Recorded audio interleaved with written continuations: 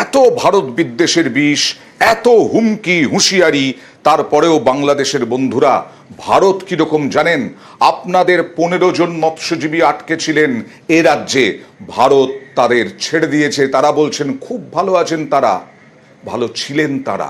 আর আমাদের 95 জন মৎস্যজীবী, তারা সবাই এ রাজ্যের কাকদ্বীপের, তারা কিন্তু এখনো মুক্তি পাননি। আমাদের দুটো ট্রলার আপনারা জানেন যে বাংলাদেশে জলে গিয়ে আটকে গেছে, তাদের তারপরে জেলে নিয়ে যাওয়া হয়েছে। আমরা যথাসাধ্য যা যা করার রাজ্য সরকারের পক্ষ থেকে আমরা করছি। আমরা আশা করি আমরা সহযোগিতা পাবো। বাংলাদেশে আটক ভারতীয় মৎস্যজীবীদের ফেরানোর প্রক্রিয়া চলছে। এরই মাঝে মুক্তি পেলেন ভারতে আটক বাংলাদেশের 12 জন মৎস্যজীবী। মঙ্গলবার তাদের ডায়মন্ড হারবার জেল থেকে ছেড়ে দেওয়া হয়। 3 মাস আগে জলসীমান্ত পেরিয়ে ভারতে ঢুকে পড়েন বাংলাদেশের মৎস্যজীবীরা। তাদের আটক করে জেলে রাখা হয়। সেই 12 জন বাংলাদেশি মৎস্যজীবী এদিন মুক্তি পান।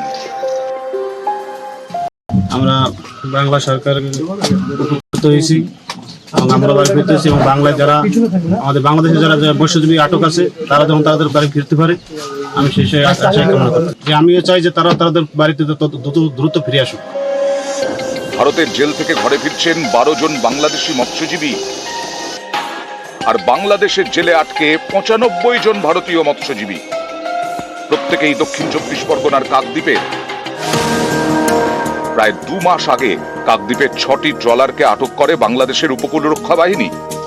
অভিযোগ, মাছ ধরতে গিয়ে ট্রলারগুলি বাংলাদেশে ঢুকে পড়েছিল।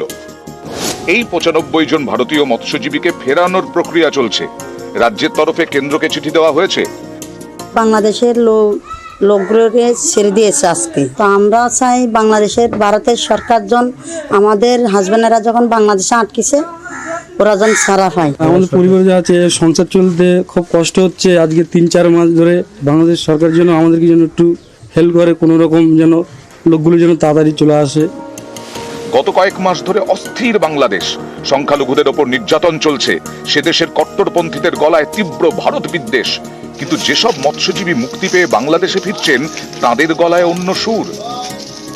এখানে কেমন ছিলেন? জি আলহামদুলিল্লাহ ভালো ছিলাম। বাংলাদেশের পক্ষ থেকে বলা হয় যে ভারত তাদের ক্ষতি করে, কি বলবেন এই ব্যাপারে? আপনারা তো ছিলেন এখানে। না আমি আমার তো মানতে সেটা মনে হয় না। আমরা ভালোই আছি, নিরাপদে ছিলাম। আপাতত কাকদ্বীপের অক্ষয়নগর ফ্লাড শেল্টারে থাকবেন মুক্তি পাওয়া 12 জন বাংলাদেশি মৎস্যজীবী। পরে তাদের বাংলাদেশের হাতে তুলে দেওয়া হবে।